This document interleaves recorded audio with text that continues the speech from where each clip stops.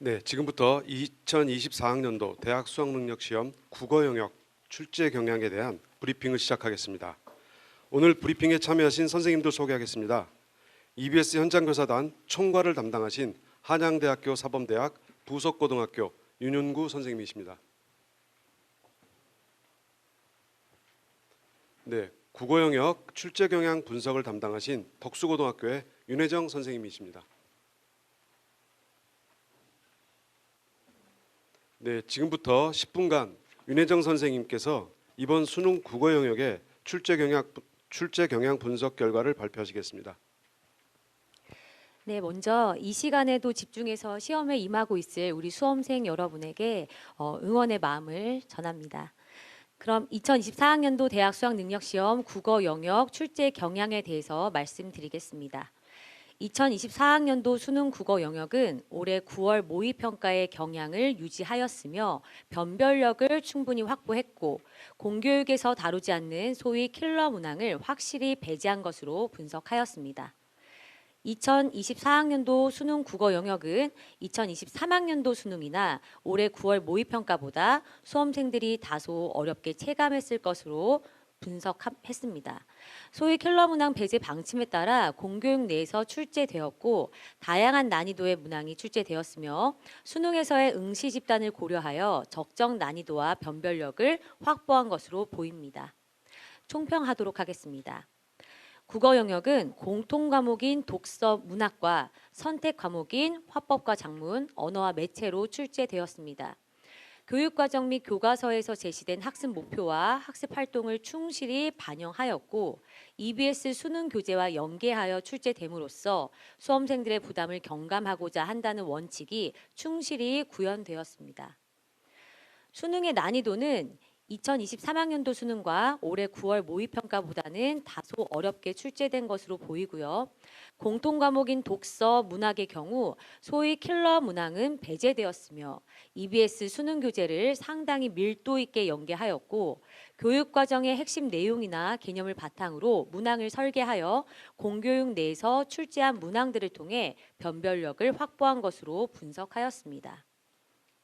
EBS 수능 교재의 내용을 50% 이상 연계한다는 방침에 따라 EBS 수능 교재에서 다루었던 제재나 작품들이 다양한 방식으로 연계되었습니다. 독서에서 독서이론, 사회, 과학기술, 인문 주제통합 등 4개 지문이 모두 다 EBS 수능 교재와 연계되어 출제되었습니다. 문학에선 고전소설, 현대시, 고전시가 각 한 작품씩 EBS 수능 교재에서 연계되어 출제되었습니다. 그리고 선택 과목인 화법과 작문, 언어와 매체에서는 EBS 수능 교재를 통해 다루어진 핵심 개념, 문항 유형, 문항 아이디어 등이 두루 활용되었습니다.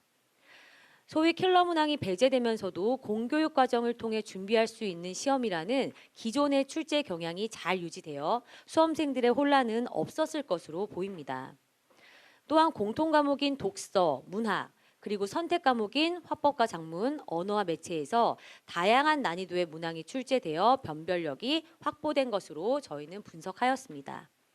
따라서 EBS 수능 교재를 학습하고 공교육 내 학교 수업을 충실히 이수한 수험생이라면 문항을 해결하는 데 큰 어려움이 없었을 것으로 저희는 판단하고 있습니다. 주요 문항 분석입니다.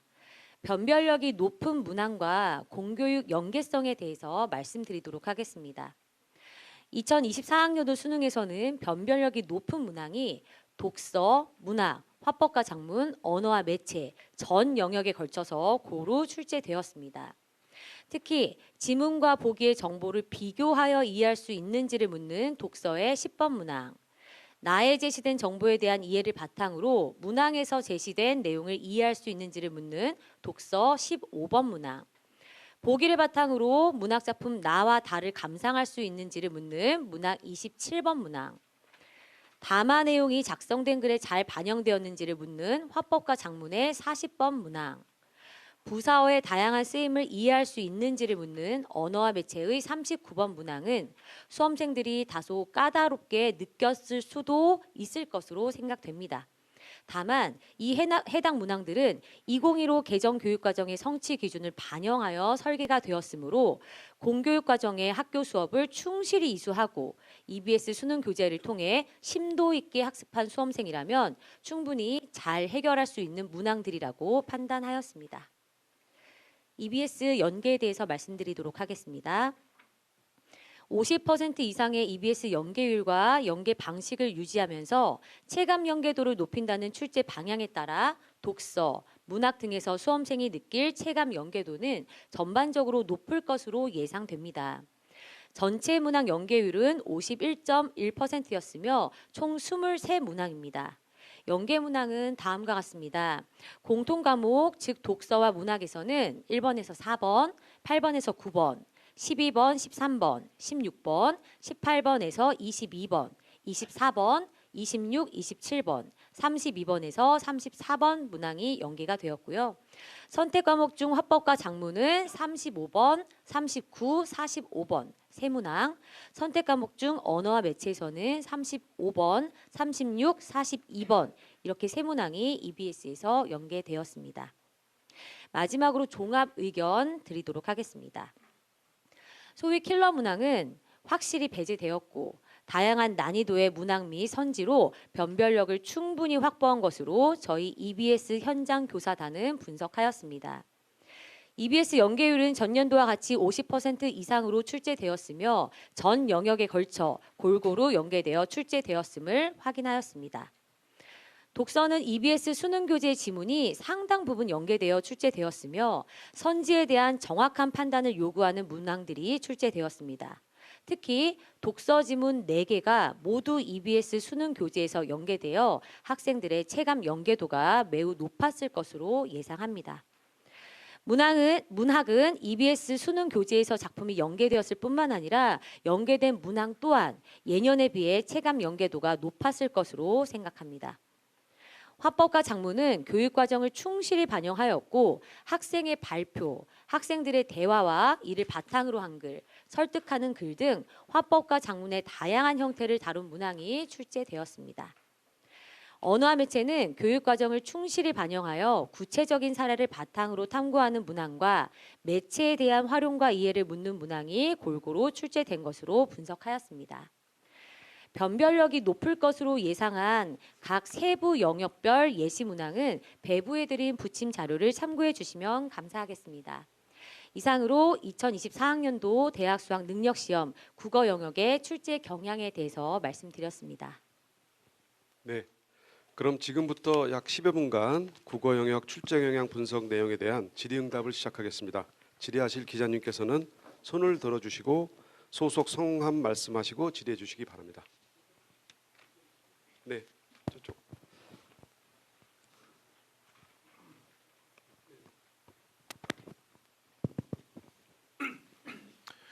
안녕하세요. 뉴시스 김정현 기자입니다. 분석해 주시느라 고생 많으셨습니다. 저 지금 지난해 수능몽이나 구모보다 다소 어렵다 하셨는데 이것이 지금 뭐 1등급을 노리는 중상위권을 겨냥한 평가신지 아니면은 만점을 겨냥한 최상위권을 기준으로 혹시 평가한 것인지 조금 구체적으로 해주시면 좋을 것 같고요.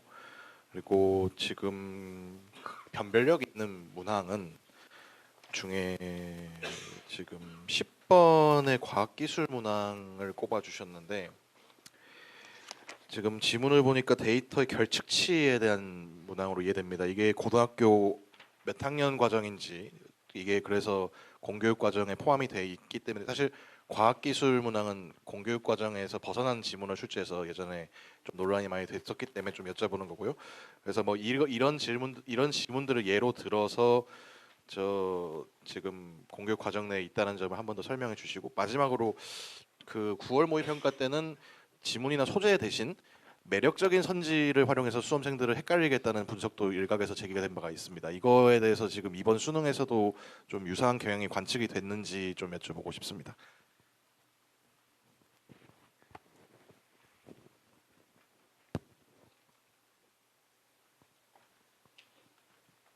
질문을 세 가지를 해주셔서 제가 좀 메모를 했습니다. 자, 일단 이번 수능 시험은 9월 모평의 출제 경향을 그 기조를 잘 유지한 시험으로 보이고요. 최상위권이나 중상위권 학생들 어떤 특정 그 학생들만을 겨냥한 것이 아니라 일단은 학생들이 어려움을 느끼는 킬러 문항을 확실하게 배제하는 것, 그리고 이 모든 지문과 문항들이 공교육 과정의 학교 수업을 통해 충분히 학습한 학생들이 풀어낼 수 있는 그 정도 수준, 내용 수준으로 출제가 될 것, 이런 부분에 초점을 맞추어서 출제된 것으로 분석을 했고요. 이를 통해서 충분히 다양한 변별력을 확보한 시험으로 분석하고 있습니다. 그리고 10번 과학기술 문제에 대해서 질문하셨는데요. 화제는 이상치와 결측치입니다. 이상치와 결측치라는 화제가 낯설 수 있습니다. 그렇지만 그 낯선 개념을 충분히 학교 교육과정, 특히 국어나 독서 과목을 통해서 아이들이 학습할 수 있는 수준, 그런 이해할 수 있는 수준으로 개념을 설명해주고 있습니다. 또 그리고 이 지문이 EBS 연계 지문이거든요. 연계 지문을 보시면은 이상치와 결측치에 대한 개념 설명이 충분히 되어 있고, 개념 설명뿐만이 아니라 특징, 인접 개념들, 어떤 원리 방법도 자세히 서술되어 있습니다. 우리 학생들이 연계 교재를 통해서 이미 한번 친숙하게 접했던 화제가 될 것이고요. 또 EBS 연계 교재가 아니더라도 수능 지문 그 자체에서만도 이 개념들을 충분히 쉬운 용어로 설명을 해주고 있고, 특별한 전문적인 배경 지식이 필요하지 않더라도 전체 논지를 파악할 수 있는 지문입니다. 그리고 이 지문은 이상치와 결측치의 개념과 특징에 대해서 설명하고 있고, 또 방법에 대해서 설명하고 있습니다.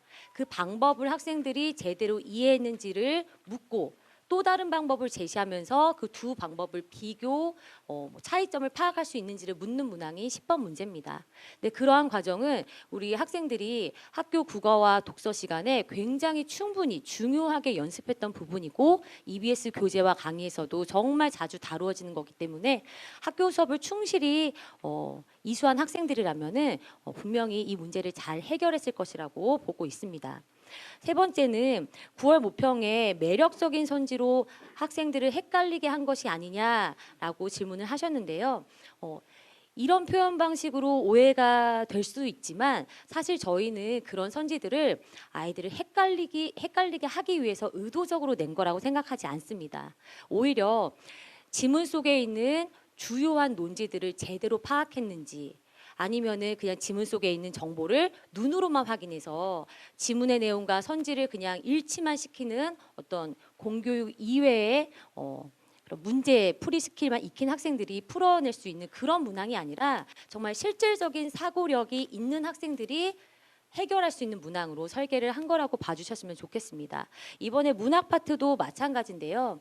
학생들이 학교에서 공부했던 문학 개념들을 단순히 시의 내용을 암기하고 내용 정리를 해서 풀어낼 수 있는 문제가 아니라 학교 수업 시간에 정말 중요하게 공부했던 개념들을 작품과 연결하고, 또 그것에 대해서 설명한 선지의 타당도를 판단할 수 있는지 묻는 문제입니다. 그래서 그런 문제들은 매력적인 선지를 통해 헷갈리게 했다라기보다 정말 실질적인 사고 능력, 학교 공교육 과정에서 반드시 아이들이 배웠어야 하는, 학습했어야 하는 그런 능력을 평가하는 변별도가 높은 문항이라고 이해해 주셨으면 좋겠습니다.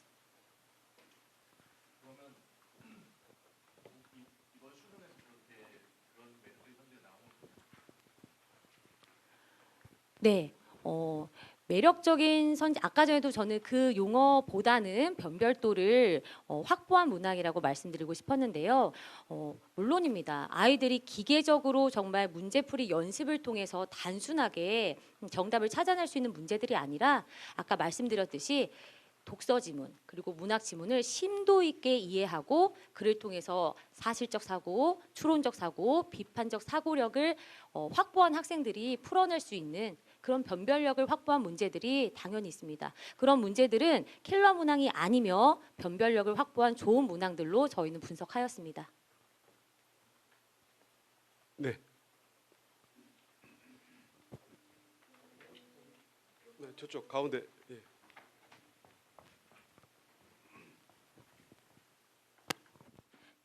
경향신문 남지원 기자입니다. 독서 15번 문항을 또 난이도 있는 문항으로 지목을 하셨는데 지난 6월에 교육부가 공개했던 그 킬러 문항 예시 사례를 보면은 교과 수업에서 일반적으로 다루고 있는 수준보다 높은 경제 영역 배경 지식이 요구되는 문항, 이것도 킬러 문항 소재로 킬러 문항의 하나로 지목을 하셨었거든요. 근데 15번 보면은 이게 교과서에서 다루지 않을 것으로 보이는, 정확히 모르겠지만 동양철학 관련 내용이고, 특히 이게 뭐 대학별고사 논술 준비하는 학생들은 접했을 수도 있을 것 같은데, 이것도 교육부가 제시했던 킬러 문항의 사례와 좀 부합하는 게 아닌지, 차이점이 있다면 뭔지가 좀 궁금해서요. 네. 15번 문항은 인문 영역의 주제 통합 지문에서 출제가 되었는데요. 이 지문 같은 경우에는 어떤 전문 용어나 과도하게 추상적인 용어를 사용하고 있지 않습니다. 인물의 관점에 대해서 설명했을 때 충분히 학교 교육과정 내에서 아이들이 접했을 법한 수준의 그런 용어들로 서술되어 있다고 봅니다. 그리고 이 지문 같은 경우에는 저희가 철저하게 분석한 바 어떤 선택 과목이나 특별한 배경 지식을 가지고 있다고 해서 문항의 정답을 찾아내는데 유리한 문제는 없었습니다. 이 지문 같은 경우에는 지문 속에 인물의 관점을 제시하고 또 다양한 인물들의 관점을 이제 보기를 통해서 또 나지문을 통해서 제시함으로써 공통점과 차이점을 잘 파악할 수 있는지를 묻는 그런 지문으로 설계가 되었습니다. 그러한 내용은 학교 독서 시간에도 굉장히 중요하게 다루어지는 성취 수준과 연결이 되어 있기 때문에 우리 학생들이 학교 수업 정말 충실히 하고 또 EBS 교재나 기출 문제를 통해서 이와 관련된 같은 유형의 문제들을 충실히 학습했다면 잘 풀어낼 수 있는 그런 변별력이 높은 문항이라고 저희는 평가했습니다.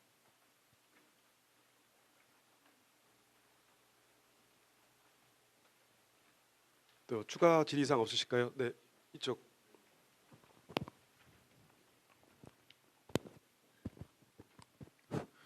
네, 저 조선일보 윤상진 기자입니다. 이번 수능에서는 킬러 문항이 없는데 작년 수능 혹은 9월 평가보다 조금 더 수험생들이 어렵게 느낄 수 있다고 말씀을 해주셨는데 그 이유에 대해서 좀 묻고 싶고, 그 어렵다고 느끼는 그 이제 문제 유형이 좀 바뀐 건지 그거에 대해서 조금 더 구체적으로 설명해 주시면 감사하겠습니다. 네, 먼저 유형이 바뀌지는 않았습니다. 특히 이번 수능은 지난 9월 모평과 출제 경향과 기조를 같이 하면서 문제 유형이 굉장히 친숙하고 익숙한 그런 유형들로 제시가 됐고요.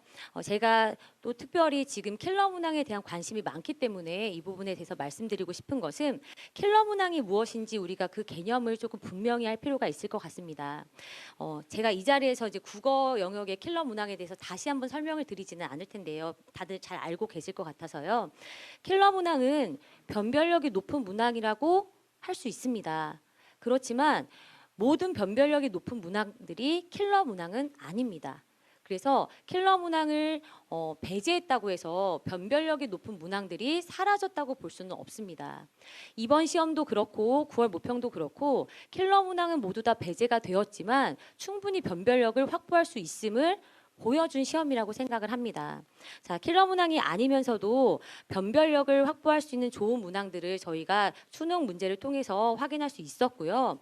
또 독서 같은 경우에는 과도한 추론을 요구하지 않았고, 설명하고자 하는 화제에 대한 정보를 공교육 과정의 국어와 문학 수업을 통해 충분히 학습할 수 있는 수준에서 서술된 그런 지문들이 설계가 되었습니다.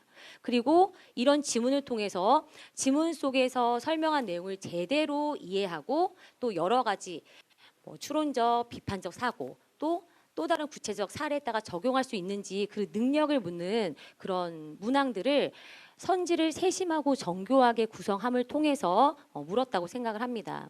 선지의 그런 세심하고 정교한 구성을 통해서 문항의 완성도도 높아졌고요. 그러다 보니까 단순히 문제풀이만 반복해서는 풀 수 없는 문제가 되겠죠. 변별도를 확보하는, 실질적인 사고력을 측정하는 그런 문제를 우리가 찾을 수 있다고 봅니다.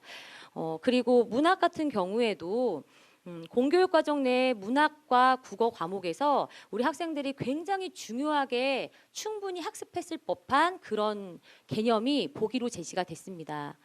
그런데 그런 부분에 대해서 제대로 학습하지 않고 정말 EBS 연계교재에 수록되어 있는 작품들의 의미만을 암기한다거나 그런 학생들은 풀 수 없는 문제들이 이제 출제가 된다고 생각하면 될 것 같습니다. 기계적인 어떤 공부 방법이라거나 암기하는 국어 공부 방법으로는 이런 변별력 있는 문제를 해결할 수 없기 때문에 오히려 학생들에게 앞으로 변별력 높은 문항을 잘 해결하기 위해서는 어떻게 공부해야 되는지 방향을 잘 제시한 시험인 것 같습니다. 네, 마지막으로 한 분만 더 받아볼까요? 네. 이쪽 오른쪽. 아니요, 그 앞쪽에. 네, 뉴스원 남혜인입니다. 그 다양한 방법으로 변별력을 확보한 시험이라고 하셨는데 그러면 변별력을 확보한 장치들은 무엇이 있는지 구체적으로 설명해 주시면 좋겠습니다. 제가 앞서서 설명한 내용이 다 있는데요. 네, 독서 같은 경우에는 제가 한번 예를 들어보겠습니다. 10번이나 15번, 16번 문제 같은 경우가 변별력을 잘 확보한 문제의 한 사례가 될 수 있을 것 같은데요. 이 문제들은 지문 속에서 화제의 개념, 특징, 그리고 학생들이 조금 다소 까다롭게 느낄 수 있는 방법이라는 정보를 제시를 했습니다. 그 방법을 제대로 익히고 그 다음에 추가로 제시되는 보기 속에 추가로 제시되는 또 다른 방법과 같이 비교하면서 어떤 점이 다르고 어떤 점이 비슷한지를 판단하는 사고력을 요하는 문제였습니다. 또 우리 학생들이 많이 연습을 학교 수업을 통해서도 많이 연습을 했을 텐데요. 인문 지문에서 항상 나오는 것은 인물의 관점을 서술해 주는 겁니다. 근데 인물의 관점이라는 것이 추상적인 대상이기 때문에 학생들이 조금 까다롭게 느낄 수 있습니다. 그런데 그 관점의 핵심 키워드, 핵심 논지를 제대로 파악한 학생들은 또 다른 관점을 보기와 선지에 제시함으로써 그것들을 제대로 비교하면서 이해할 수 있는지 보다 단편적인 그런 지문 이해가 아니라 보다 더 고차원적인 사고력을 묻는 방향으로 독서에서는 변별력을 확보했고요. 그다음에 우리 문학 같은 경우에는 보기 속에 문학 개념이 들어가 있는데 서술자의 시선, 인물의 시선으로 서술하는 것이 어떤 차이가 있는지 이 부분도 학교 수업 중에 굉장히 중요하게 다루어지고요. EBS 교재와 강의에서도 중요하게 다루어집니다. 근데 이것을 학생들이 시점이라는 것을 굉장히 피상적으로만 공부하고 그냥 딱 4가지로 나누어서 공부했을 때는 좀 더 심도 있게 서술한 이런 보기의 내용을 우리 학생들이 이해하기가 좀 까다로울 수 있습니다. 그래서 학생들이 정말 학교 교육 과정에서 중요하게 다루어지는 개념을 충실하게 공부했는지 그리고 그 개념과 실제 주어지는 어떤 구체적인 작품과 연결할 수 있는지 이런 능력까지 묻는 문제로 27번이나 31번 문제가 설계되었다고 봐주시면 될 것 같습니다.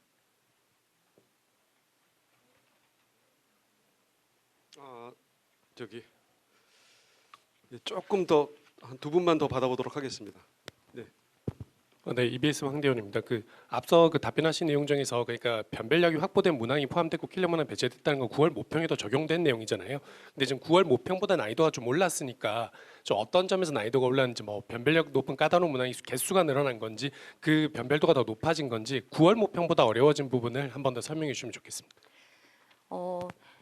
어떤 유형의 변화라거나 하는 것은 없습니다. 9월 모평과 비교해 보았을 때 특히 15번이나 16번 문제, 그다음에 갈래복합의 어떤 문제의 유형들을 보았을 때 굉장히 유사하다라는 생각을 할 수 있을 정도로 그래서 우리 수험생들이 많이 긴장을 하는 수능 시험일 텐데요. 9월 모평에서 한번 경험해 본 것을 가지고 좀 문제풀이에 친숙한 환경을 제공받았다 이렇게 생각을 합니다.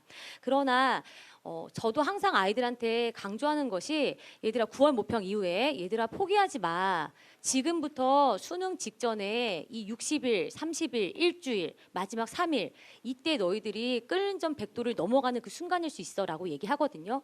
그 기간 동안에 많은 아이들의 굉장히 폭발적인 어떤 능력 향상이 이루어집니다. 그런 부분을 감안했을 때 어떤 절대적인 난도로 보았을 때 9월 모평보다 좀 다소 어렵게 출제된 것이 아닌가 이런 생각을 해보았습니다.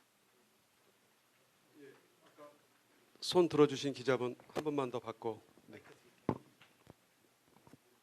짧게 여쭤보겠습니다. 서울신문 김지혜 기자이고요. 그 지문의 길이나 이런 부분이 더 길어진 건 없는지 혹시 예를 들어서 아까 뭐 선지가 조금 고르는데 좀 어려울 수 있고 그다음에 조금 깊은 사고력을 요하는 문항들이 많아져서 변별력이 높아졌다라고 하셨는데 학생들이 뭐 지문이 길어졌다든지 선지가 길어졌다든지 아니면 다른 이유로 좀 시간 압박을 받을 수 있는 요소가 있는지 그게 궁금합니다. 그러한 요소 때문에 시간 압박을 받지 않는 시험으로 출제하기 위해서 노력했습니다. 그래서 나중에 좀 자세히 보시면 아시겠지만 지문의 길이가 특별히 길지 않고요. 선지의 길이도 이전의 시험들과 비교해서 뭐 특별히 긴 것은 없습니다.